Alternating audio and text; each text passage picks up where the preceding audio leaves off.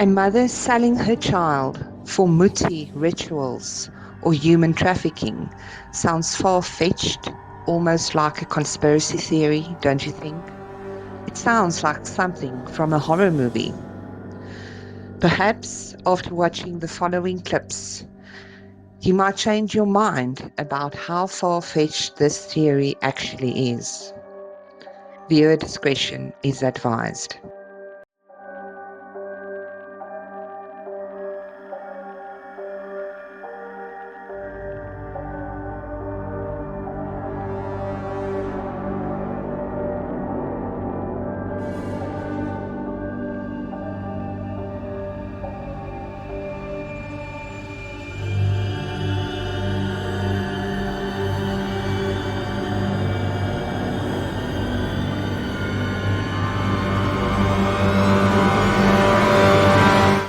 Straightforward murder or MUTHI killings. That's what police are trying to work out as they investigate the shocking deaths of two Soweto boys. Their mutilated bodies were found dumped last week.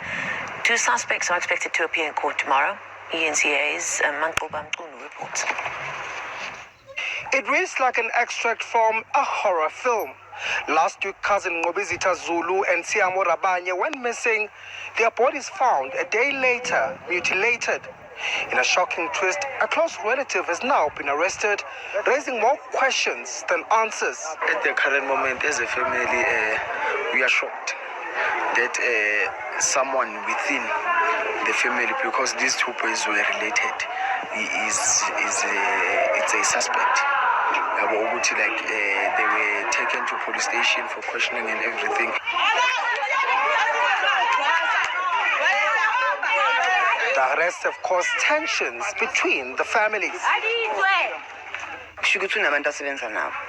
So then yena akakhiphe labantu asebenza nabo sibone ukuthi senza njani.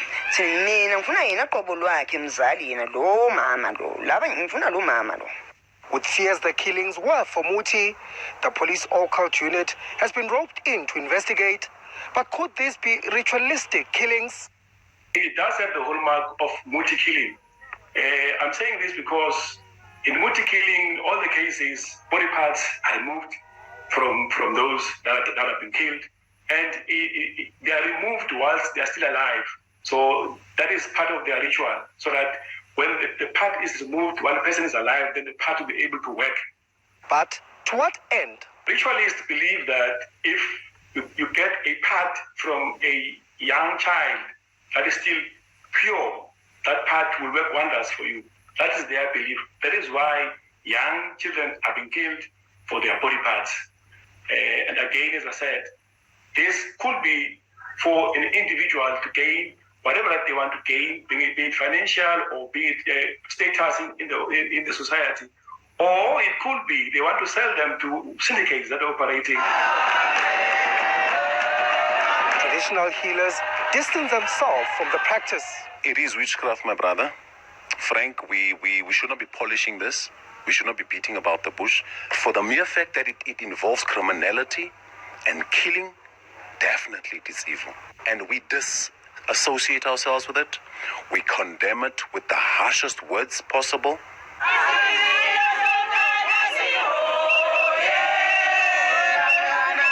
Hopefully the true motive will become clearer as investigations progress, because the families are still waiting for answers. Mangoba Mqunu, Soweto. Last year, the army was deployed when tales of so-called bloodsuckers led to riots and deaths.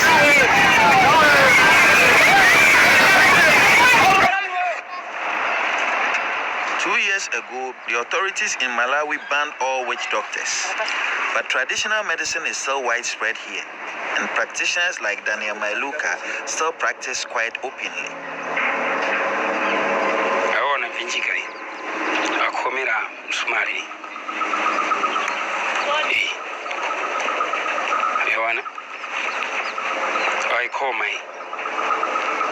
Kupanga nyifo ya mundu. Haya ni maji ya mundu wa kufa. This is a collection of gruesome charms confiscated from witch doctors who use human body parts MUTHI. iche chikawa cha kuvingiranga vanhu kuti muntu wazwete wasove ni ichi wakachipanda pamulyango chakoma vanhu vavichi vanande mukatemo muli vimangwala na viwanga vya vanhu kuti chinthu ichi chendenge kukhalanga nchijini.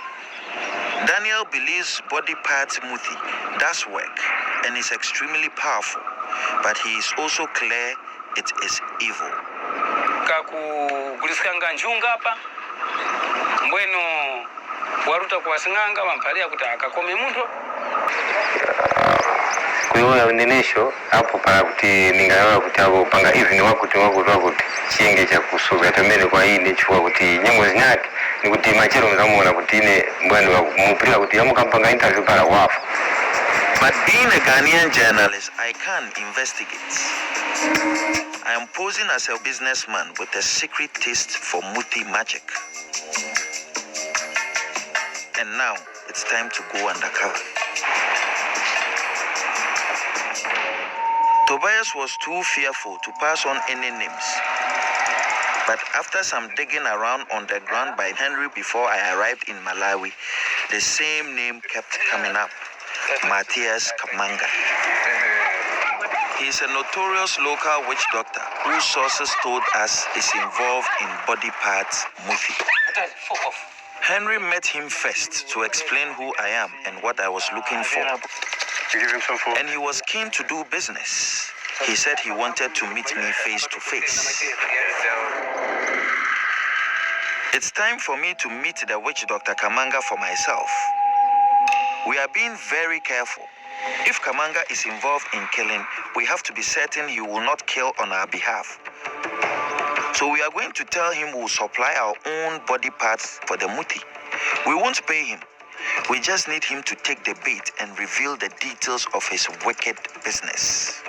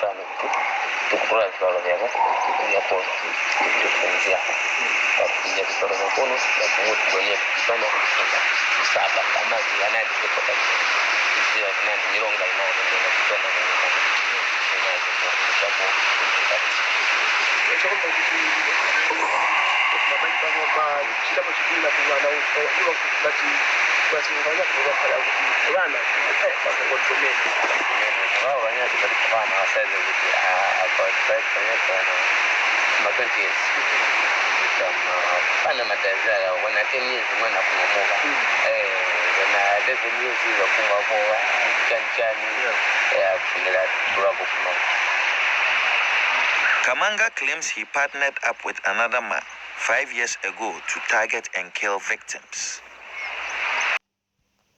Nothing to a family in Mpumalanga whose daughter was killed for MUTHI in January. Gabisile Shabane was kidnapped at home whilst sleeping with her family. Her decapitated body was found buried in a shallow grave near Pretoria. Grief is eating away at me each day. That's how Gabisile Shabane's mother feels 6 months since the brutal killing of her daughter, who was living with albinism. She cannot bury Gabisile because some of her body parts are still missing. She says she lives in constant fear. Without proper fencing around my house, we don't feel safe. Anyone can jump in at any time, especially because we are still left with one child with albinism. Her wish for this day is that those arrested for killing her daughter tell her where her remaining body parts are so that she can put her to rest. The inscription on the wall of this house in Owe community in Egbe town in Yagbal West local government area of Kogi State says it all. And when the police arrived at the place in search of the occupant, Mr. Hosi Folorenshaw, a herbalist, the reason became obvious, and it did not surprise anyone, as it has to do with the alleged brutal killing of a baby late last year by Mr. Folorenshaw. The police, who came fully prepared for the operation, went straight to business by first apprehending the suspect and later ordering him to exhume the baby's body from the spot it was buried. That done, the almost decomposing corpse of the child was handed to a pathologist for examination. And then the suspect, Mr. Folorenshaw, was taken away in a police vehicle amidst boos and curses from his kinsmen. While in Lokoja, the state capital, the Commissioner of Police, Mr. Mohammed Katsina, gave more insight into the case. Exactly 5 minutes before midnight, this Chief Folorenshaw, who is a known native doctor or herbalist, his son, called Sunday Folorenshaw, 4-month-old, was busy sleeping. This man went and picked him and battered him to death in a spiritually related manner. After killing him, he quietly and secretly went and buried him in a shallow grave. But little did he know that he was being caught by the length of my ambush cord, who got him apprehended and brought him to state headquarters here in Lokoja. The police also released the result of the autopsy carried out on the child, and it showed that he died of multiple fractures and trauma.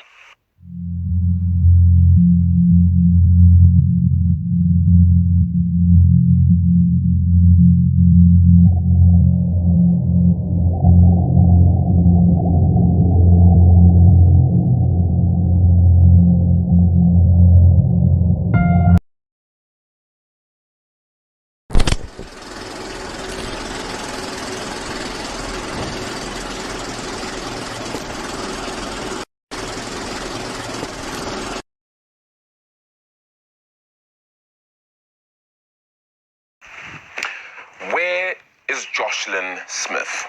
A year later, and a 6-year-old has still not been found.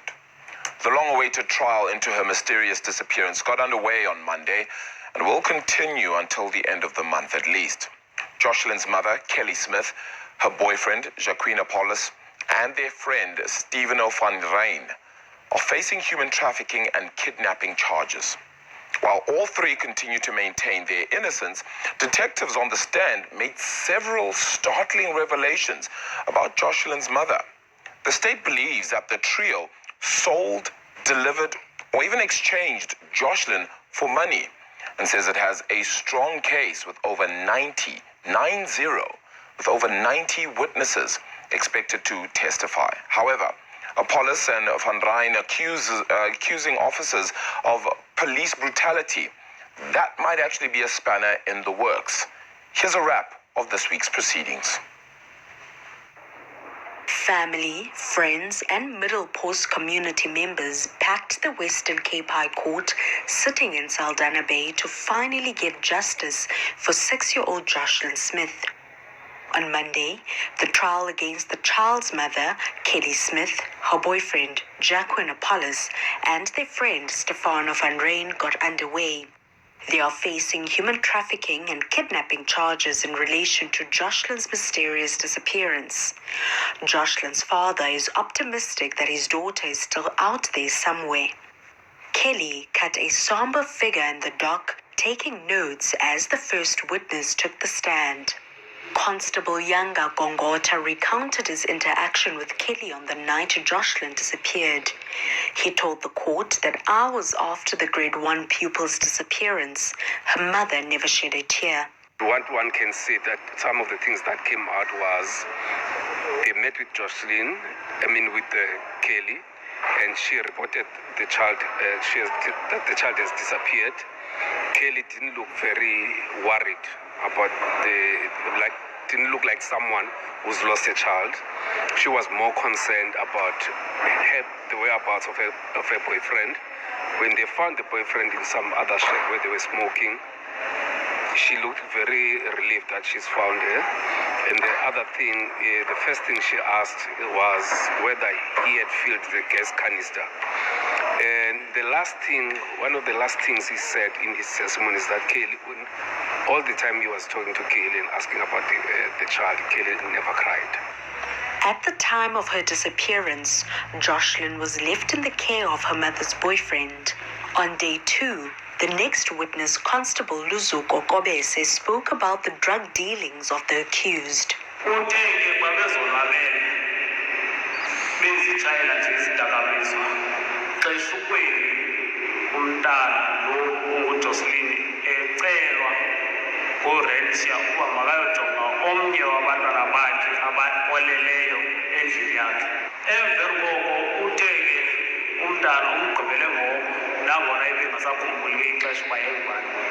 Both Kobese and Constable Yanga Gongota, who responded to the scene, noted concerning behavior displayed by Jacqueline and Kelly as they pieced together the timeline of events.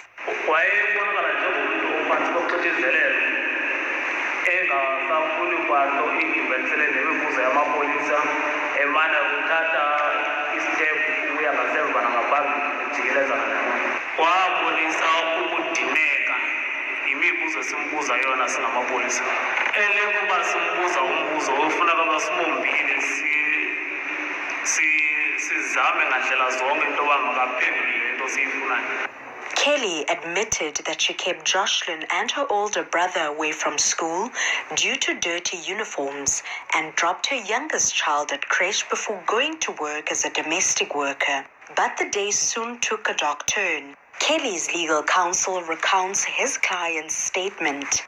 Just after 12 o'clock midday, I borrowed 50 rand from Colin, which I had used to buy drugs. I went to my home and smoked the drugs with accused one. I noticed that both the children were still at home at that time. After smoking, I then proceeded back to work, which was at approximately 1 o'clock. Just before 5 o'clock, I borrowed another 200 rand from Colin and proceeded to my home. When I got home, accused number 1 and accused number 2 were present. I then inquired from the neighbor, Makuti, if she had seen Joshlin, and she said that the kids went to play at the park. I then suggested to accused 1 that we should go to the shop in order to purchase gas before it closes. On our way back home, after buying the gas, we bought another bag of drugs, which we smoked immediately upon our arrival at home. We first proceeded to Kelly's house and thereafter to Tasa's house, but did not find her there. It was at this stage that I had become hysterical and others joined in to assist in the search for her. Although I am not certain of the time, but I think it was just after 9 o'clock that the South African Police Services were contacted. The mother's boyfriend, who was looking after the 2 children that day, claimed that he didn't notice Joshlin was missing until much later that evening. Later, Kelly arrived there with police officers carrying torches. It is then that Kelly told me that Joshlin is gone and they can't find her. In an added twist, Apollos and Van Ryn accuse officers of police brutality on the night they were interrogated. I was asked, where is Joshlin? And what have I done with her? I was assaulted while lying flat with my stomach. After some time of assault, I was taken out from the back of the buggy closer to the bush.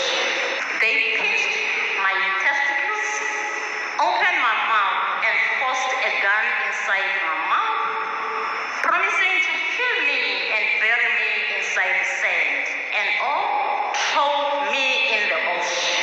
And all material times that I was never told I was under arrest.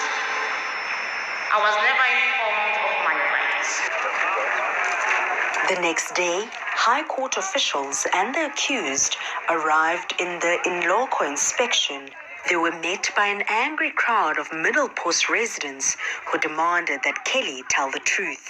It's been a year since Kelly, her boyfriend Jacqueline Apollos, and their friend Stefano van Rijn returned to the Middle Post informal settlement.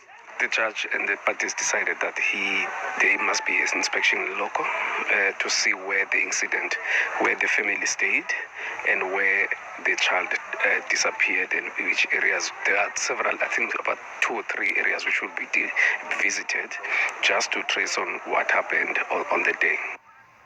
As court officials, police, and the accused made their way through the settlement, the frustration of residents grew. At the heart of the controversy is Kelly, Joshlin's mother. We just want the mother in Kelly to wake up. We need the mother in Kelly to wake up. Her child is looking for her. Her child is calling for her. Her child is missing. Here, where's the mother? Where's the mother in you? That you can't wake up and say, here, my child is looking for me. Why can't you say my child is looking for me? Your child is shouting, screaming. Where's my mommy? You know the heartbroken thing is that child is looking for no one, not for one of us who's supporting this case. That child where she is looking for that woman called Kelly. Who's the mother? What is it what the child calls first? When he's in trouble, ma'am, he calls to his mother. What worried me is when she said in her own words, my child Joshlin has made me famous. Despite the mounting scrutiny, Kelly insisted that her child had mysteriously disappeared. However, with the safety of the accused in mind, police offered her accommodation. She didn't like that accommodation because that accommodation was only going to accommodate her and it wasn't going to accommodate the boyfriend as well because the accommodation was only for females. And as she insisted that she cannot go to that place without her boyfriend. Did she at any stage ask for the accommodation to also be for the children? No, my lord, there wasn't any request for accommodation for the children. Kelly's statements to police have raised doubt. For weeks following her disappearance, officials have pulled extensive air, land, and sea resources to search for the missing girl. The contingent of detectives included general detectives from all 151 stations that are in the Western Cape. In total personnel on that day, including everybody, it was 380. Up to that far, we haven't received information or we haven't found the child. The intense scrutiny of the behavior of Joshlin's mother continued on Friday. According to Detective Sergeant Mia Milstein of the Family Violence, Child Protection and Sexual Offences Unit, who was investigating the missing person, Kelly did not cry. This was a point of concern for officers, but the defense argues that Kelly's behavior can be explained. She was advised by family members that she needs to stay calm and compose herself so that she could give information to the police who could assist in finding the child. Accused number 3 was and still is devastated by the disappearance of the child. I'm also instructed that at the time of your interview, accused number 3 was already on medication and she was taking antidepressants for after Joshlin, the child, had gone missing. I'm unaware of antidepressants, my lord, but she was also on regular doses of methamphetamine. The first detective investigating the disappearance of the little girl said Kelly and Jacqueline kept changing basic information. The detective told the court that her boyfriend failed to mention that his friend, Stefano van Rijn, was at the house the day Joshlin disappeared. The following day, you should be able to recollect who was all at your house. It was a straightforward question. It wasn't a trick question, and it had no intention of linking him to any crime. It was clear that there weren't, none of these persons of interest were being completely honest. there were inconsistencies in their story. I had difficulty establishing the basic information as it kept on being changed. I did not have any evidence at that stage to detain any of them, so I excused them from the interview. The investigation into Joshlin's disappearance has been riddled with false sightings and dead ends. However, the National Prosecuting Authority is confident that it has a strong case against the three accused, with about 90 state witnesses. In most cases, you'll find that there's a huge list of witnesses. That list, in some instances, gets cast down because you'll find that most of the witnesses will be saying the same thing, will be testifying the same thing, and some of them may not be adding that much value to your case. So as you go along, you shred and cut down on the numbers. The three accused are back in court on Monday. For Newsroom Africa on Channel 405, I'm Nasipi Same in Saldanha Bay.